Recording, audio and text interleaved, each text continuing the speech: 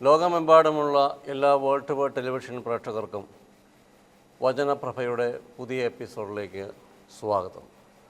പ്രാർത്ഥനയോടുകൂടി ഇന്നത്തെ വചന ശുശ്രൂഷ ആരംഭിക്കാം.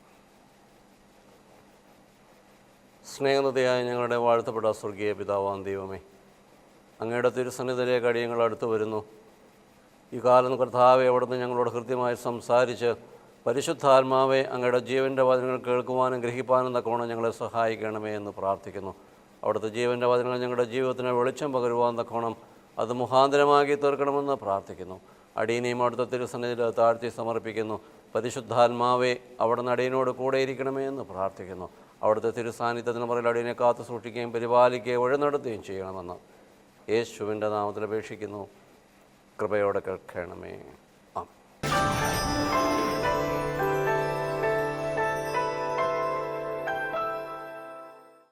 എന്നാൽ ഇപ്പോൾ സമയം നിങ്ങളോട് ചിന്തിക്കുവാൻ ആഗ്രഹിക്കുന്നത് വെളിപാട് പുസ്തകം 3-ാം അധ്യായത്തിൻ്റെ 1-2 വാക്യങ്ങൾ. The book of Revelation chapter 3 verse 1 and 2.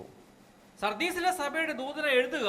സർദീസിലെ സഭയുടെ ദൂതൻ എഴുതുക. ദൈവത്തിന്റെ 7 ആത്മാക്കളും 7 ആത്മാക്കളും 7 നക്ഷത്രങ്ങളും ഉള്ളവൻ അരുളി ചെയ്യുന്നത് 7 നക്ഷത്രങ്ങളുമുള്ളവൻ അരുളി ചെയ്യുന്നത് ഞാൻ നിന്റെ പ്രവൃത്തി അറിയുന്നു. ഞാൻ നിന്റെ പ്രവൃത്തി അറിയുന്നു.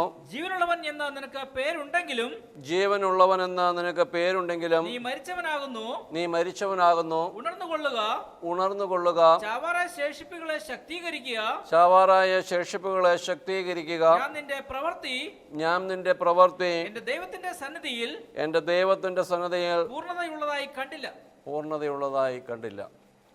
ത്രിയേക ദൈവത്തിൻ്റെ വലിയ തിരുനാമത്തിന് മഹത്വമുണ്ടായിരിക്കട്ടെ. കർത്താവിനാൽ അനുഗ്രഹിക്കപ്പെട്ട സഹോദരി സഹോദരങ്ങളെ, സർവശക്തനായ ദൈവത്തിൻ്റെ അടുക്കൽ കടന്നു വന്ന് ദൈവത്തെ പാടി മഹത്വപ്പെടുത്തുകയും ആരാധിക്കുകയും ചെയ്യുന്നവരാണ് നമ്മൾ ഓരോരുത്തരും.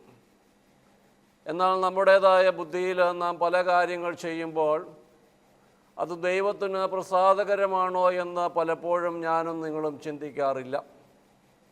നമ്മുടെ നേർച്ചകളും കാഴ്ചകളും ദൈവസന്നിധിയിലുള്ള നമ്മുടെ ആരാധനകളും പ്രവൃത്തികളൊക്കെയും ദൈവത്തിന് പ്രസാദകരമാകുന്നു എന്നുള്ള വിശ്വാസത്തിലാണ് നാം ഓരോ കാര്യങ്ങളും ചെയ്യുന്നത്.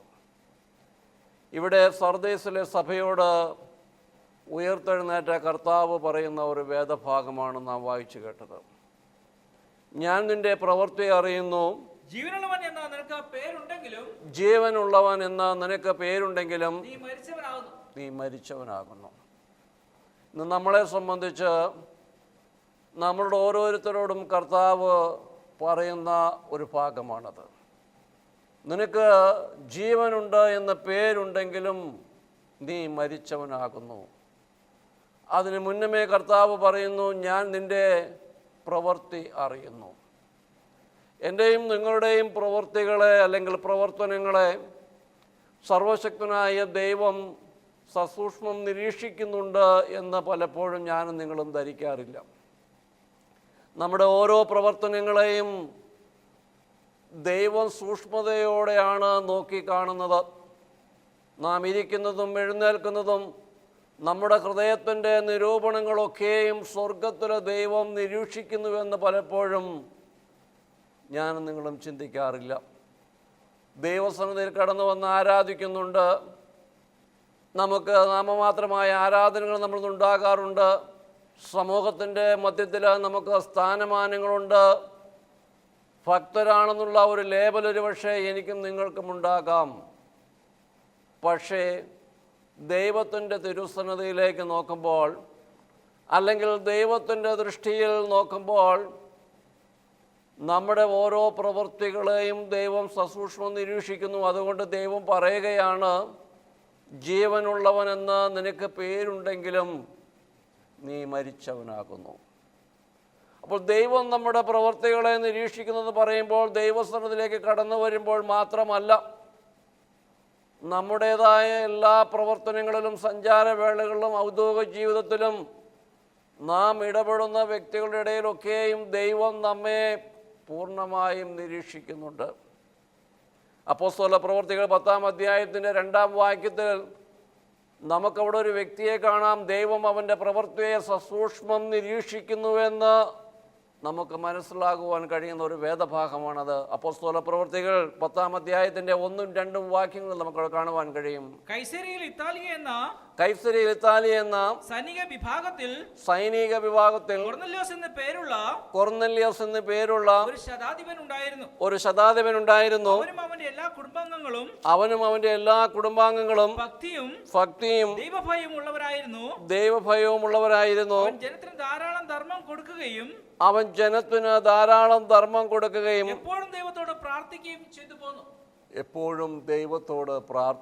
ചെയ്തു പോയിരുന്നു. കൊർന്നല്യോസ് എന്ന ഒരു പുറജാതിക്കാരനെ കുറിച്ചാണ് ദൈവത്തിൻ്റെ തിരുവചനം പറയുന്നത്. അവനൊരു പട്ടാള ഉദ്യോഗസ്ഥനാണ്. ശതാധിപൻ എന്ന് പറയുമ്പോൾ 100 പേരുടെ ഒരു ലീഡറാണ് അവൻ. അപ്പോൾ ഏറ്റവും ഉന്നതമായ ഒരു സ്ഥാനത്ത് ജോലി ചെയ്യുന്നവനാണ് അവൻ. യഹോവയായ ദൈവത്തെ ആരാധിക്കുന്നവനല്ല, അവൻ പുറജാതിക്കാരനായിരുന്നു. പക്ഷേ അവനെക്കുറിച്ച് ദൈവത്തിൻ്റെ തിരുവചനം പറയുന്ന 3 പ്രത്യേകതകളുണ്ട്. എന്താണ് അവനെക്കുറിച്ച് പറയുന്നത്? ഭക്തിയും ദൈവഭയവും ഉള്ളവനായിരുന്നു. അവൻ ജനത്തിന് ധാരാളം ധർമ്മം കൊടുക്കുകയും എപ്പോഴും ദൈവത്തോട് പ്രാർത്ഥിക്കുകയും ചെയ്യുന്നവനാണ്. അപ്പോൾ അവൻ്റെ ഭക്തി എന്ന് പറയുന്നത് അവൻ്റെ പ്രവൃത്തികളിലൂടെ പ്രകടമാവുകയാണ് ചെയ്യുന്നത്. അവൻ ഭക്തനായിരുന്നു, ദൈവഭയമുള്ളവനായിരുന്നു. അപ്പോൾ അവൻ്റെ ഭയവും അവൻ്റെ ദൈവഭക്തിയും എങ്ങനെയായിരുന്നു? പ്രവൃത്തികളിലൂടെയാണ് അവൻ കണ്ടിരുന്നത്. അവൻ എന്തു ചെയ്യുന്നു? ജനത്തിന് ധാരാളം ധർമ്മം കൊടുത്തിരുന്നു എന്ന് പറയുമ്പോൾ സമൂഹത്തിന് പ്രയോജനമുള്ളവനായിരുന്നു, മറ്റുള്ളവരെ സഹായിക്കുന്നവനായിരുന്നു. അതുമാത്രമല്ല, അവൻ എപ്പോഴും പ്രാർത്ഥിക്കുന്നവനായിരുന്നു. അപ്പോൾ പ്രാർത്ഥിക്കുന്ന വ്യക്തികളിൽ ദൈവീക സ്വഭാവങ്ങൾ അവനിൽ ഉണ്ടാക്കണം. ഞാനും നിങ്ങളും ദൈവസന്നിധിയിൽ കടന്നു വരുന്നുണ്ട്. നമുക്ക് ക്രിസ്ത്യാനി എന്നുള്ള പേരുണ്ട്. ഉപവാസ പ്രാർത്ഥനകളിൽ സംബന്ധിക്കുന്നുണ്ട്, ദേവാലയങ്ങളിൽ ശുശ്രൂഷകളിൽ കടന്നു പോകുന്നുണ്ട്. ഇതൊക്കെയും ഞാനും നിങ്ങളൊക്കെയും ഒന്നിനും മുടക്കം വരാതെ വണ്ണം ചെയ്യുന്നുണ്ട്. പക്ഷെ ദൈവത്തിൻ്റെ തിരുവചനം അനുസരിച്ചുള്ള പ്രവൃത്തികളും പ്രവർത്തനങ്ങളും നമ്മളിൽ നിന്നുണ്ടോ എന്ന് ഈ രാത്രി ഒന്ന് പരിശോധിക്കണം. എന്തിനു വേണ്ടി പരിശോധിക്കണം? ഞാൻ നിന്റെ പ്രവൃത്തി അറിയുന്നുവെന്ന് സർദീസ് സഭയോട് ഉയർത്തെഴുന്നേറ്റ കർത്താവ് പറയുന്നു. അതേ കർത്താവ് എൻ്റെയും നിങ്ങളുടെയും പ്രവർത്തനങ്ങളെയും പ്രവൃത്തികളെയും സസൂക്ഷ്മം നിരീക്ഷിക്കുന്നുണ്ട്. സ്വർഗത്തിലെ ദൈവത്തിൻ്റെ തിരുസന്നതയിൽ നമുക്ക് പ്രാഗൽഭ്യമുണ്ടാകണമെങ്കിൽ പുറമേയുള്ള ഭക്തി പ്രകടനങ്ങളിലല്ല ദൈവത്തെ പ്രസാദിപ്പിക്കുവാൻ തക്കവണ്ണം കഴിയുന്നത്. നമ്മുടെ ഭക്തിയുടേതായ പ്രകടനങ്ങൾ, അതിൻ്റെ ആരംഭം എന്ന് പറയുന്നത് നമ്മുടെ ഹൃദയത്തിൽ നിന്നാണ് ഉണ്ടാകേണ്ടത്. അപ്പോൾ നമ്മുടെ അകത്താണ് ദൈവത്തിനോടുള്ള ഭക്തിയും ഭയവും ഉണ്ടാകേണ്ടത്. എപ്പോഴും നമ്മുടെ മനസ്സിലാണ് ഉണ്ടാകേണ്ടത്. ആ മനസ്സിലുള്ള ഭയത്തിൽ നിന്നും ഭക്തിയിൽ നിന്നും അത് പ്രവർത്തനങ്ങളായി പുറത്തേക്ക് കടന്നു വരണം. ഇവിടെ കൊർന്നല്യോസ് അവൻ പ്രാർത്ഥിക്കുന്നവനായിരുന്നു, അവൻ ദൈവത്തോട് ഭക്തിയുള്ളവനായിരുന്നു, ദൈവഭയമുള്ളവനായിരുന്നു, അവൻ സമൂഹത്തിന് പ്രയോജനമുള്ളവനായിരുന്നു. അവൻ കൊടുത്തിരുന്ന ധർമ്മം സ്വർഗത്തിലെ ദൈവം സൂക്ഷ്മതയോടെ കാണുന്നുണ്ടായിരുന്നു. അപ്പോൾ ഞാൻ നിൻ്റെ പ്രവൃത്തി അറിയുന്നു എന്ന് പറയുമ്പോൾ ദൈവസന്നിധിയിലേക്ക് ഞാനും നിങ്ങളും കടന്നു വരുമ്പോൾ നമ്മളുടേതായ കൊടുക്കൽ വാങ്ങലുകളും നമ്മുടെ സംസാരങ്ങളും നമ്മുടെ പ്രവർത്തനങ്ങളും നമ്മുടെ സമ്പാദ്യങ്ങളും നാം ഇടപെടുന്ന രീതികളൊക്കെയും സ്വർഗത്തിലെ ദൈവം സസൂക്ഷ്മം നിരീക്ഷിക്കുന്നുണ്ട് എന്ന് ഞാനും നിങ്ങളും അറിയണം. അതാണ് ദൈവത്തോടുള്ള ഭക്തി, ദൈവഭയം എന്ന് പറയുന്നത്. എന്താണ് ദൈവഭയം എന്ന് പറയുന്നത്? എന്നെ കാണുന്ന ഒരു ദൈവമുണ്ട് എന്നുള്ള ഒരു ചിന്ത. ഞാൻ സംസാരിക്കുന്നത് ദൈവം അറിയുന്നു, ഞാൻ ചിന്തിക്കുന്നത് ദൈവം അറിയുന്നു, ഞാൻ മറ്റുള്ളവർക്ക് സഹായം ചെയ്യുന്ന ദൈവം അറിയുന്നു, നന്മ ചെയ്യുവാൻ എനിക്ക് അവസരമുണ്ടായിട്ടും ഞാനത് ചെയ്യാതിരിക്കുന്നതും സ്വർഗത്തിലെ ദൈവം കാണുന്നുണ്ട് എന്നുള്ള ആ ബോധം നമ്മുടെ മനസ്സിലുണ്ടാകണം. അതിനെയാണ് ദൈവഭയം എന്ന് പറയുന്നത്. ഇന്ന് നമ്മുടെ സമൂഹത്തിൽ എനിക്കും നിങ്ങൾക്കും ആ പ്രകാരമുള്ള ഒരു ദൈവഭയമില്ല. തന്നിമിത്തം നമ്മൾ എന്തു ചെയ്യുന്നു? നമ്മുടെ പ്രവർത്തനങ്ങളൊക്കെയും ദൈവം പ്രസാദകരമാണ് എന്നുള്ള ചിന്തയിലാണ് ഞാനും നിങ്ങളും കടന്നു പോകുന്നത്. സമൂഹത്തിലെ സ്ഥാനമാനങ്ങളിലും അല്ലെങ്കിൽ സമൂഹത്തിൽ നമ്മുടെ ഭക്തിയുടെ പ്രകടനങ്ങളൊക്കെയും കാഴ്ചവെക്കുമ്പോൾ നാം ഒരു ഭക്തരാണ് എന്നുള്ള ഒരു ലേബൽ നമുക്ക് ലഭിക്കും.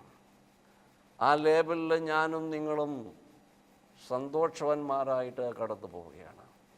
എന്നാൽ ഈ രാത്രിയിൽ സർദീസിലെ സഭയോട് കർത്താവ് ചോദിച്ച ചോദ്യം ഈ രാത്രി എന്നോടും നിങ്ങളോടും കർത്താവ് ചോദിക്കുകയാണ്.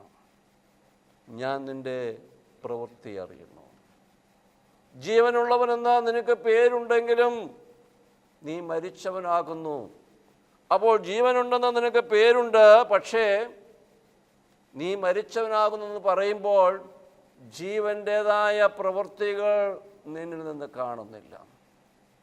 സർദീസിലെ സഭ എന്ന് പറയുമ്പോൾ വളരെ സമ്പന്നമായ ഒരു സഭയാണ്. എല്ലാ രീതിയിലും സമ്പത്ത് കൊണ്ട് ഏറ്റവും ഉന്നത നിലയിൽ നിന്നിരുന്ന ഒരു സഭയായിരുന്നു സർദീസിലെ സഭ. അവരോടാണ് കർത്താവ് പറയുന്നത്, നിനക്ക് പേരുണ്ട്, ജീവനുള്ളവനെന്ന് നിനക്ക് പേരുണ്ട്, പക്ഷെ നീ മരിച്ചവനാകുന്നു. അപ്പം നമുക്ക് ഓരോരുത്തർക്കും ഒരു പേരുണ്ട്. ക്രിസ്ത്യാനി എന്നുള്ള ലേബൽ നമുക്കുണ്ട്. അതുകൊണ്ട് നാം ദേവാലയങ്ങളിൽ കടന്നുപോയി പ്രാർത്ഥിക്കുന്നുണ്ട്, ബൈബിൾ വായിക്കുന്നുണ്ട്, ദൈവത്തെ പാടി മഹത്വപ്പെടുത്തുന്നുണ്ട്. പക്ഷെ ദൈവത്തിൻ്റെ ദൃഷ്ടിയിൽ ഞാനും നിങ്ങളും മരിച്ചവനാണോ എന്ന് ഈ രാത്രി പരിശോധിക്കണം. എന്താണ് മരണമെന്ന് പറയുന്നത്? മരണമെന്ന് പറയുന്നത് ജീവൻ നഷ്ടപ്പെടുന്ന അവസ്ഥയ്ക്കാണ് മരണമെന്ന് പറയുന്നത്. അപ്പോൾ എന്താണ് ജീവനെന്ന് കർത്താവ് നമ്മെ പഠിപ്പിക്കുന്നുണ്ട്. വിശുദ്ധ യോഹന്നാന്റെ സുവിശേഷം 11-ാം അധ്യായത്തിന്റെ 25-ാം വാക്യത്തിൽ നമുക്ക് അവിടെ കാണുവാൻ തക്കവണ്ണം കഴിയും. ഞാൻ തന്നെ പുനരുത്ഥാനവും ജീവനുമാകുന്നു. എന്നിൽ വിശ്വസിക്കുന്നവൻ മരിച്ചാലും ജീവിക്കും. അപ്പോൾ ജീവൻ നഷ്ടപ്പെടുക എന്ന് പറയുമ്പോൾ ജീവൻ എന്ന് പറയുന്നത് യേശു ക്രിസ്തുവാകുന്നു. ഞാൻ തന്നെ പുനരുത്ഥാനവും ജീവനുമാകുന്നു. അപ്പോൾ നമുക്ക് മരണം സംഭവിക്കുക എന്ന് പറയുമ്പോൾ ദൈവവുമായി നമുക്കൊരു ബന്ധമില്ല എങ്കിൽ, അല്ലെങ്കിൽ ദൈവവുമായിട്ടുള്ള ബന്ധം നഷ്ടപ്പെട്ടു പോകുന്നതിനെയാണ് മരണം സംഭവിക്കുക എന്ന് പറയുന്നത്.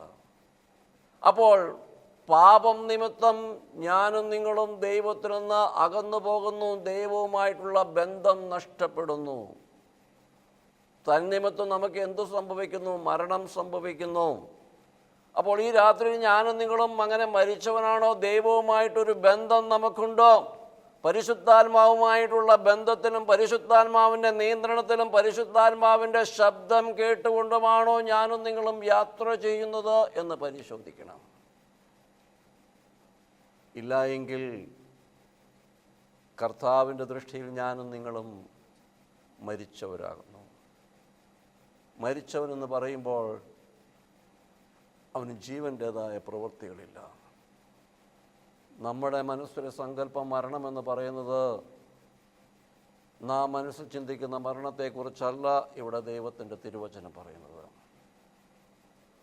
ആദിപിതാക്കളായ ആദാമും ഹവ്വായെയും ഏദൻ തോട്ടത്തിലാക്കി കഴിയുമ്പോൾ തോട്ടത്തിലെ നടുവിൽ നിൽക്കുന്ന വൃക്ഷത്തിൻ്റെ ഫലം നീ കഴിക്കരുത്, അത് തിന്നുന്ന നാളിൽ നീ മരിക്കുമെന്ന് സർവശക്തനായ ദൈവം നമ്മുടെ ആദിപിതാക്കന്മാരോട് അരുളി ചെയ്യുന്നുണ്ട്. അവർ ദൈവത്തെ അനുസരിക്കാതെ തോട്ടത്തിലെ വൃക്ഷത്തിൻ്റെ ഫലം ഭക്ഷിക്കുകയും ദൈവവുമായിട്ടുള്ള ബന്ധം അല്ലെങ്കിൽ അവരിലുള്ള തേജസ് നഷ്ടപ്പെടുകയും അവർ മരണപ്പെടുകയും ചെയ്യുന്നതായി ദൈവത്തിൻ്റെ തിരുവചനത്തിൽ നമുക്ക് കാണാം. അപ്പോൾ മരണം സംഭവിക്കുക എന്ന് പറയുമ്പോൾ ദൈവിക തേജസ് നഷ്ടപ്പെടുക, ദൈവവുമായിട്ടുള്ള ബന്ധം നഷ്ടപ്പെടുക എന്നുള്ളതിനെയാണ് ദൈവത്തിൻ്റെ തിരുവചനം മരണമെന്ന് പറയുന്നത്. അപ്പോൾ ഞാനും നിങ്ങളും മരിച്ചവരാണോ ജീവനുള്ളവരാണോ എന്ന് ഈ രാത്രി ദൈവത്തിൻ്റെ തിരുവചനം ശ്രദ്ധിക്കുമ്പോൾ ഒന്ന് പരിശോധിക്കണം.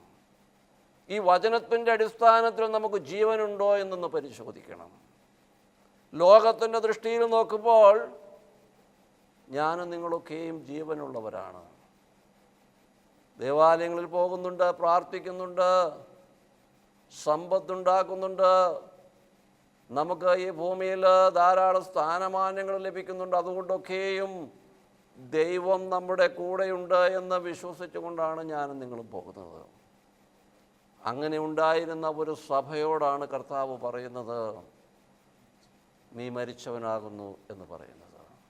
ഞാൻ നിൻ്റെ പ്രവൃത്തി അറിയുന്നു, ജീവനുള്ളവനെന്ന് നിനക്ക് പേരുണ്ട്, പക്ഷേ നീ മരിച്ചവനാകുന്നു. അവർക്ക് വലിയ സമ്പത്തുണ്ടായിരുന്നു, അവർ ഏറ്റവും ഉന്നതമായ നിലയിലുള്ള ഒരു രാജ്യമായിരുന്നു, അവർ ദൈവത്തെ ആരാധിക്കുകയും പാടി മഹത്വപ്പെടുത്തുകയും ചെയ്തിരുന്നവരായിരുന്നു. പക്ഷേ അവരുടെ ഒരു കുറവ് ദൈവം പറയുകയാണ്, പേര് മാത്രമേ അവർക്കുള്ളൂ. ഇന്നത്തെ സമൂഹത്തിലേക്ക് നോക്കുമ്പോൾ, ക്രിസ്ത്യാനികളെ സംബന്ധിച്ച് പറയുമ്പോൾ, ക്രിസ്തുവിൻ്റെ അനുയായികളായിട്ട് അറിയപ്പെടുന്നുവെങ്കിലും ക്രിസ്തുവിൻ്റെ സ്വഭാവങ്ങൾ എന്നിലും നിങ്ങളിലും ഉണ്ടാകാറില്ല. ദൈവവചനത്തിൻ്റെ വെളിച്ചത്തിൽ ജീവിതത്തെ പരിശോധിക്കുവാനോ ദൈവത്തിങ്കിലേക്ക് ഒരുപടി അടുക്കുവാനോ, അതുമാത്രമല്ല നമ്മളിലൂടെ മറ്റുള്ളവർ ദൈവത്തെ കാണുവാൻ തക്കവണ്ണമുള്ള പ്രവൃത്തികൾ നമ്മളിലുണ്ടാകണം. അപ്പോൾ ക്രിസ്തു ജീവനാകുന്നു എന്ന് പറയുമ്പോൾ, ജീവൻ നമ്മളിലുണ്ടെങ്കിൽ ക്രിസ്തുവിൻ്റേതായ സ്വഭാവങ്ങൾ എന്നിലും നിങ്ങളിലും ഉണ്ടാകണം. ആ പ്രകാരം സ്വഭാവമുള്ളവനായിരുന്നു കൊർന്നല്യോസ്. അതുകൊണ്ടാണ് സ്വർഗത്തിലെ ദൈവം പറയുന്നത്, ഞാൻ നിൻ്റെ പ്രാർത്ഥന കേട്ടിരിക്കുന്നുവെന്ന് അവിടെ അപ്പോസ്തല പ്രവൃത്തികളിൽ പറയുന്നത്. അവൻ പുറജാതിക്കാരനായിരുന്നെങ്കിലും അവൻ ഭക്തിയുള്ളവനായിരുന്നു, ദൈവഭയമുള്ളവനായിരുന്നു. അവൻ്റെ ഓരോ പ്രവൃത്തികളെയും ദൈവം സസൂക്ഷ്മം നിരീക്ഷിച്ചുകൊണ്ടിരുന്നു. അപ്പോൾ നമുക്കില്ലാത്തൊരു കാര്യം കൊർന്നല്യോസിനുണ്ടായിരുന്നു. എന്തായിരുന്നു? ദൈവം അവനെ കാണുന്നുണ്ടെന്നുള്ള ഒരു ഭയം അവനിലുണ്ടായിരുന്നു. നമ്മെ സംബന്ധിച്ച് അനേകർക്ക് അഭയം നഷ്ടപ്പെട്ടുകൊണ്ടിരിക്കുന്ന അവസ്ഥയിലൂടെയാണ്. നമ്മെ സംബന്ധിച്ചെന്ന് പറയുമ്പോൾ ഇന്ന് ലോകത്തിലെ എല്ലാ ഇടങ്ങളിലും നമ്മുടെ സർവശക്തനായ ദൈവത്തെ ഉയർത്തിക്കാട്ടുവാൻ തക്കവണ്ണം അവസരം ലഭിക്കുമ്പോഴും പലപ്പോഴും നമ്മുടെ ചിന്തകൾ ഈ ലോകത്തിൻ്റെ ലൗകിക സുഖങ്ങളിലേക്കാണ് പലപ്പോഴും ഓടുന്നത്. ലോകത്തിൻ്റെ സ്ഥാനമാനങ്ങൾ വർദ്ധിപ്പിക്കുവാനും സമ്പത്ത് വർദ്ധിപ്പിക്കുവാനും തക്കവണ്ണമാണ് പലപ്പോഴും ഞാനും നിങ്ങളും പരിശ്രമിക്കുന്നത്. ദൈവത്തിങ്കിലേക്ക് ഒരുപടി അടുക്കുവാനോ നമ്മെ കരം പിടിച്ച് വഴി നടത്തുന്ന ദൈവത്തെ സമൂഹത്തിൽ ഉയർത്തിക്കാട്ടുവാനോ ആ ദൈവത്തിൻ്റെ സ്വഭാവങ്ങൾ നമ്മളിലൂടെ മറ്റുള്ളവർക്ക് കാണുവാൻ തക്കവണ്ണം ഇന്ന് പലർക്കും കഴിയുന്നില്ല. അങ്ങനെയുള്ളപ്പോൾ നമുക്ക് പേരുണ്ട്. എന്ത് പേരാണ്? ക്രിസ്ത്യാനികൾ എന്നുള്ള പേര് നമുക്കുണ്ട്. പക്ഷെ സർവശക്തനായ ദൈവം ഈ രാത്രി എന്നെയും നിങ്ങളെയും പരിശോധിക്കുമ്പോൾ, ഞാനും നിങ്ങളും ജീവനില്ലാത്തവരാണ് എങ്കിൽ, ദൈവവചനത്തിൻ്റെ വെളിച്ചത്തിൽ ഞാനും നിങ്ങളും മരിച്ചവരാണ് എങ്കിൽ, ഈ രാത്രി എന്തു ചെയ്യണം? ദൈവത്തിങ്കിലേക്ക് തിരിയണം. ആ ജീവൻ നമ്മളിലേക്ക് ഉണ്ടാകുവാൻ തക്കവണ്ണം യേശുവിനോട് ഈ രാത്രി പ്രാർത്ഥിക്കുവാൻ കഴിയണം. യേശുവുമായിട്ട് നമ്മളുടെ ബന്ധത്തെ തടസ്സപ്പെടുത്തുന്ന നമ്മുടെ പാപ സ്വഭാവങ്ങളെ ഉപേക്ഷിച്ചുകൊണ്ട് ആ ജീവൻ പ്രാപിച്ചെടുക്കുവാൻ തക്കവണ്ണം ഈ രാത്രി പ്രാർത്ഥിപ്പാൻ തക്കവണ്ണം നമുക്ക് കഴിയണം. ഞാൻ തന്നെ പുനരുത്ഥാനവും ജീവനുമാകുന്നു. അപ്പോൾ ജീവൻ നമ്മളിലുണ്ട് എങ്കിൽ നാം എന്താണ്? നാം മരിച്ചവരല്ല. അപ്പോൾ ദൈവവുമായിട്ടുള്ള ബന്ധം നഷ്ടപ്പെട്ട ഒരവസ്ഥയിലൂടെയാണ് ഞാനും നിങ്ങളും ഈ രാത്രി കടന്നു പോകുന്നത് എങ്കിൽ, ദൈവത്തിൻ്റെ തിരുവചനം പറയുന്നു, ഞാനും നിങ്ങളും മരിച്ചവനാണ്. മരിച്ച വ്യക്തിയെ കൊണ്ട് ഒരു പ്രയോജനവുമില്ല. അപ്പോൾ ദൈവത്തിന് പ്രയോജനമുള്ളവനായി തീരുക എന്ന് പറയുമ്പോൾ, നമ്മുടെ സമൂഹത്തിൽ, നമ്മുടെ ചുറ്റുപാടുകളിൽ, നമ്മുടെ അയൽവക്കക്കാരുടെ ഇടയിൽ, നമ്മുടെ സമൂഹത്തിൽ നാം വർക്ക് ചെയ്യുന്ന ഔദ്യോഗിക സ്ഥാനങ്ങളിലൊക്കെയും നാം ഇടപെടുന്ന വ്യക്തികൾക്കൊക്കെയും ഞാനും നിങ്ങളും ഉപകാരമുള്ളവനായി തീരണം. കൊർന്നല്യോസിൻ്റെ ധർമ്മത്തെ കണ്ട സ്വർഗത്തിലെ ദൈവം എന്നെയും നിങ്ങളെയും ഈ രാത്രി പരിശോധിക്കുമ്പോൾ നമ്മെ കൊണ്ട് ആർക്കെങ്കിലും പ്രയോജനങ്ങൾ ഉണ്ടാകാറുണ്ടോ? നമ്മുടെ സമൂഹത്തിൽ നമ്മുടെ സമ്പത്ത് കൊണ്ട് മറ്റുള്ളവർക്ക് പ്രയോജനമുണ്ടാകാറുണ്ടോ? നമുക്ക് സമൂഹത്തിലുള്ള സ്ഥാനമാനങ്ങൾ കൊണ്ട് അത് മറ്റുള്ളവർക്ക് പ്രയോജനപ്പെടുത്താറുണ്ടോ? ഈ രാത്രി ഒന്ന് പരിശോധിക്കണം. ദൈവത്തിൻ്റേതായ സ്വഭാവങ്ങൾ, പരിശുദ്ധാത്മാവിൻ്റേതായ ഫലങ്ങൾ എന്നിലും നിങ്ങളിലും ഉണ്ടാകണം. അങ്ങനെ ഉണ്ടാകുമ്പോഴാണ് നമുക്ക് ജീവനുണ്ടാകുന്നത്. അതുകൊണ്ടാണ് വിശുദ്ധ യോഹന്നാന്റെ സുവിശേഷം 14-ാം അധ്യായത്തിൻ്റെ 6-ാം വാക്യത്തിൽ അവിടെയും കർത്താവ് നമ്മെ പഠിപ്പിക്കുന്നുണ്ട്, ഞാൻ തന്നെ വഴിയും സത്യവും ജീവനുമാകുന്നു. ഞാൻ മുഖാന്തരമല്ലാതെ ആരും പിതാവിൻ്റെ അടുക്കൽ എത്തുന്നില്ല. അപ്പോൾ കർത്താവ് അവിടെ അസന്നിഗ്ധമായി പറയുന്നു, ഞാൻ തന്നെ വഴിയും സത്യവും ജീവനുമാകുന്നു. അപ്പോൾ ജീവൻ നഷ്ടപ്പെടുക എന്ന് പറയുമ്പോൾ, അതിനെയാണ് മരണമെന്ന് പറയുമ്പോൾ, യേശു ക്രിസ്തുവുമായിട്ടുള്ള ഒരു ബന്ധം നമ്മളില്ല എങ്കിൽ, ദൈവത്തിൻ്റെ പരിശുദ്ധാത്മാവ് നമ്മളിൽ വസിക്കുന്നില്ല എങ്കിൽ, പരിശുദ്ധാത്മാവിൻ്റെ അനുഭവങ്ങൾ നമുക്കുണ്ടാകുന്നില്ല എങ്കിൽ നമുക്ക് ജീവനില്ല എന്നാണ് ദൈവത്തിൻ്റെ തിരുവചനം നമ്മെ പഠിപ്പിക്കുന്നത്. ദൈവത്തിൻ്റെ ജനമേ, ഈ രാത്രി നമുക്ക് ദൈവത്തെങ്കിലേക്ക് തിരിയുവാൻ കഴിയണം. തിരിയുന്നില്ല എങ്കിൽ എന്താ സംഭവിക്കുവാൻ പോകുന്നത്? വെളിപാട് പുസ്തകത്തിൻ്റെ 3-ാം അധ്യായത്തിൻ്റെ 3-ാം വാക്യത്തിൽ നമുക്ക് അവിടെ കാണുവാൻ തക്കവണ്ണം കഴിയും. ആകയാൽ നീ പ്രാപിക്കുകയും കേൾക്കുകയും ചെയ്തത് എങ്ങനെയെന്ന് ഓർത്ത് അത് കാത്തുകൊള്ളുകയും മാനസാന്തരപ്പെടുകയും ചെയ്യുക. നീ ഉണരാതിരുന്നാൽ ഞാൻ കള്ളനെ പോലെ വരും. ഏതു നാഴികയിൽ നിന്റെ മേൽ വരുമെന്ന് നീ അറിയുകയുമില്ല. അപ്പോൾ ദൈവം പറയുകയാണ്, നിനക്ക് ജീവനില്ല എങ്കിൽ നീ മരിച്ച അവസ്ഥയിലൂടെയാണ് കടന്നു പോകുന്നതെങ്കിൽ ദൈവത്തിങ്കിലേക്ക് ഈ രാത്രി തിരിയുവാൻ കഴിയണം. അതുകൊണ്ടാണ് പറയുന്നത്, നീ പ്രാപിക്കുകയും കേൾക്കുകയും ചെയ്തത് എങ്ങനെയെന്ന് ഓർത്ത് അത് കാത്തുകൊള്ളുകയും മാനസാന്തരപ്പെടുകയും ചെയ്യുക. ഇന്ന് നീ അനുഭവിക്കുന്ന സമ്പത്തുകളുടെയും സ്ഥാനമാനങ്ങളുടെയൊക്കെയും പുറകിൽ ദൈവത്തിൻ്റെ അത്ഭുതകരമാകുന്ന കരമുണ്ട് എന്ന് ഈ രാത്രി ഞാനും നിങ്ങളും തിരിച്ചറിയണം. ദൈവമാണ് നിന്നെ കാത്തു സൂക്ഷിച്ചതെന്നും ദൈവമാണ് നിനക്ക് അനുഗ്രഹങ്ങൾ പകർന്നു തന്നിരിക്കുന്നതെന്നും ആ ദൈവത്തെ മറ്റുള്ളവർക്ക് കാണിച്ചു കൊടുക്കുവാനും ആ ദൈവത്തിങ്കിലേക്ക് മറ്റുള്ളവരെ നേടുവാനും തക്കവണ്ണം ഞാനും നിങ്ങളും കഴിയണം. അങ്ങനെ കഴിയണമെങ്കിൽ എന്ത് ചെയ്യണം? നമ്മുടെ മനസ്സിന് ഒരു മാറ്റമുണ്ടാകണം. നീ മാനസാന്തരപ്പെടണമെന്ന് പറയുമ്പോൾ നിന്റെ ഹൃദയത്തിൻ്റെ കാഴ്ചപ്പാടുകൾക്ക് മാറ്റമുണ്ടാകണം. മനസ്സ് ഒരു പുതിയ സൃഷ്ടിയായിട്ട് തീരണം. ജീവിതത്തിലെ പരമപ്രധാനമായ സ്ഥാനം ദൈവത്തിന് കൊടുക്കുന്ന ഒരു ഹൃദയം ഉള്ളവരായിട്ട് ഞാനും നിങ്ങളും തീരണം.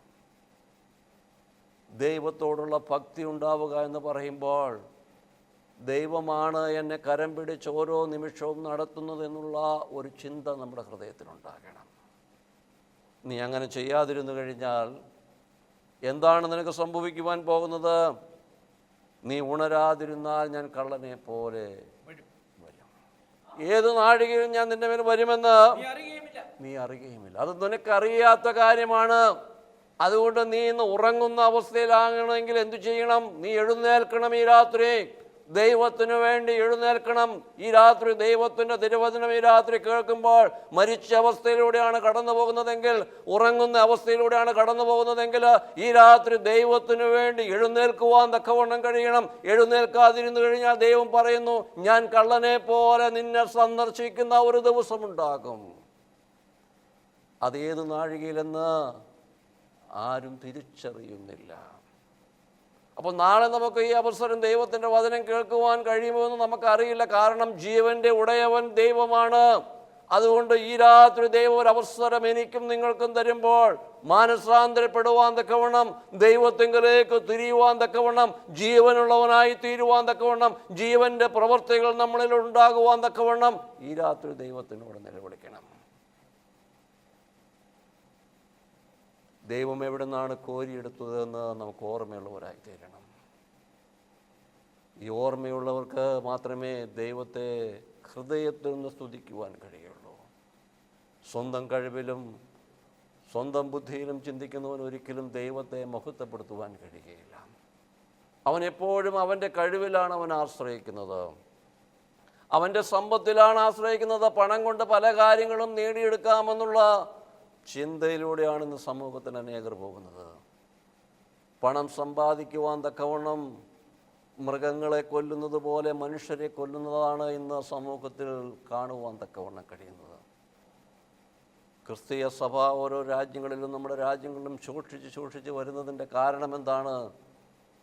ഞാനും നിങ്ങളും ഇന്ന് മരിച്ച അവസ്ഥയിലൂടെയാണ്. നമുക്ക് ജീവനില്ല. ദൈവത്തിൻ്റെ ജീവൻ്റെ പ്രവർത്തികൾ നമ്മളിൽ ഉണ്ടാകുന്നില്ല. അതുകൊണ്ട് മറ്റുള്ളവർക്ക് നമ്മുടെ പ്രവർത്തികളിലൂടെ ദൈവത്തെ കാണുവാൻ തക്കവണ്ണം കഴിയുന്നില്ല. ദൈവത്തിൻ്റെ ജനമേ, ഞാൻ എൻ്റെ വാക്കുകൾ ഞാൻ ചുരുക്കുകയാണ്. സർദീസിലെ സഭയോട് കർത്താവ് പറയുന്ന വേദഭാഗം, ഞാൻ നിൻ്റെ പ്രവൃത്തി അറിയുന്നു. ജീവനുള്ളവനെന്ന് നിനക്ക് പേരുണ്ടെങ്കിലും നീ മരിച്ചവനാകുന്നെന്ന് ദൈവത്തിൻ്റെ തിരുവചനം ഈ രാത്രി നമ്മളെ ഓർമ്മപ്പെടുത്തുമ്പോൾ, ആരെങ്കിലും അമരിച്ച അവസ്ഥയിലൂടെ കടന്നു പോകുക എന്ന് പറയുമ്പോൾ, ജീവൻ നഷ്ടപ്പെട്ട അവസ്ഥയിലൂടെ ദൈവവുമായിട്ടുള്ള ബന്ധം നഷ്ടപ്പെട്ടിട്ടുണ്ടെങ്കിൽ തന്നിമിത്തം എങ്ങനെയാണ് ആ ബന്ധം നഷ്ടപ്പെടുന്നത്? പാപം നിമിത്തം ദൈവവുമായിട്ടുള്ള ബന്ധം നഷ്ടപ്പെട്ടിട്ടുണ്ടെങ്കിൽ ഈ രാത്രി മാനസാന്തരപ്പെടുവാൻ തക്കവണ്ണം കഴിയണം. ദൈവത്തെങ്കിലേക്ക് മുഖം തിരിക്കുവാൻ കഴിയണം. ആ ജീവനെ പ്രാപിച്ചെടുക്കുവാൻ തക്കവണ്ണം ദൈവത്തിൻ്റെ പരിശുദ്ധാത്മാവ് നമ്മെ ഓരോരുത്തരെയും സഹായിക്കട്ടെ എന്ന് പ്രാർത്ഥിച്ചുകൊണ്ട് ഞാൻ എൻ്റെ വാക്കുകൾ ചുരുക്കുന്നു. നമുക്കൊരു നിമിഷം പ്രാർത്ഥിക്കാം. സ്നേഹനിധിയായി ഞങ്ങളുടെ വാഴ്ത്തപ്പെട്ട സ്വർഗീയ പിതാവാം ദൈവമേ, അവിടുത്തെ തിരുവചനത്തിലൂടെ ഞങ്ങളോട് കൃത്യമായി സംസാരിച്ച എല്ലാ നന്മകൾക്കുമായിട്ട് നന്ദിയോടെ ഞങ്ങൾ സ്തുതിക്കുന്നു, സ്തോത്രം ചെയ്യുന്നു. കർത്താവേ, ജീവനുള്ളവനെന്ന പേരുണ്ടെങ്കിലും നീ മരിച്ചവനാകുന്നുവെന്ന് അങ്ങയുടെ തിരുവചനത്തിലൂടെ ഞങ്ങളെ ഓർമ്മപ്പെടുത്തിയ എല്ലാ കൃപകൾക്കായിട്ട് സ്തോത്രം ചെയ്യുന്നു. പരിശുദ്ധാത്മാവേ, ജീവൻ്റെ പ്രവർത്തികൾ ഞങ്ങളിൽ ഉണ്ടാകുവാൻ തക്കവണ്ണം, ആ ജീവൻ ഞങ്ങളിലേക്ക് മടങ്ങി വരുവാൻ തക്കവണ്ണം ഈ രാത്രി വചനം കേട്ട ഓരോരുത്തരുടെ മേലും ദൈവമേ അങ്ങ് പരിവർത്തിക്കണമേ എന്ന് പ്രാർത്ഥിക്കുന്ന കർത്താവെ, ഞങ്ങളുടെ പാപങ്ങളെ ഉപേക്ഷിച്ചുകൊണ്ട് ദൈവമേ അങ്ങയുടെ തിരുസന്നിധിയിലേക്ക് അടുത്തു വരുവാൻ തക്കവണ്ണം, ദൈവത്തിങ്കലേക്ക് മുഖം തിരിക്കുവാൻ തക്കവണ്ണം ദൈവമേ ഈ രാത്രി വചനം കേട്ട ഓരോ മക്കളെ ഇവിടുന്ന് സഹായിക്കണമേ എന്ന് പ്രാർത്ഥിക്കുന്ന കർത്താവെ, മരണത്തിൽ നിന്ന് ജീവനിലേക്ക് അവർ കടന്നു വരുവാൻ തക്കവണ്ണം, ആ ജീവൻ്റെ പ്രവർത്തികൾ ഓരോരുത്തരിലും ഉണ്ടാകുവാൻ തക്കവണ്ണം ഹല്ലേലൂയ കർത്താവെ ഇവിടുന്ന് സഹായിക്കണമേ എന്ന് പ്രാർത്ഥിക്കുന്നു. കർത്താവെ, അനേകരുടെ ജീവിതങ്ങൾക്ക് കർത്താവെ ജീവനും ചൈതന്യവും പകരുവാൻ തക്കവണ്ണം ഈ രാത്രിയിലെ വചന ശുശ്രൂഷ അവിടുന്ന് അനുഗ്രഹിക്കണമേ എന്ന് പ്രാർത്ഥിക്കുന്നു. അടിയനെയും അടുത്ത തിരുസന്നിധിയിൽ താഴ്ത്തി സമർപ്പിക്കുന്നു. പരിശുദ്ധാത്മാവെ, അവിടുന്ന് അടിയനോട് കൂടെ ഇരുന്ന് വഴി നടത്തുകയും നയിക്കുകയും ചെയ്യണമെന്ന് യേശുവിൻ്റെ നാമത്തിൽ അപേക്ഷിക്കുന്നു. കൃപയോടെ കേൾക്കണമേ.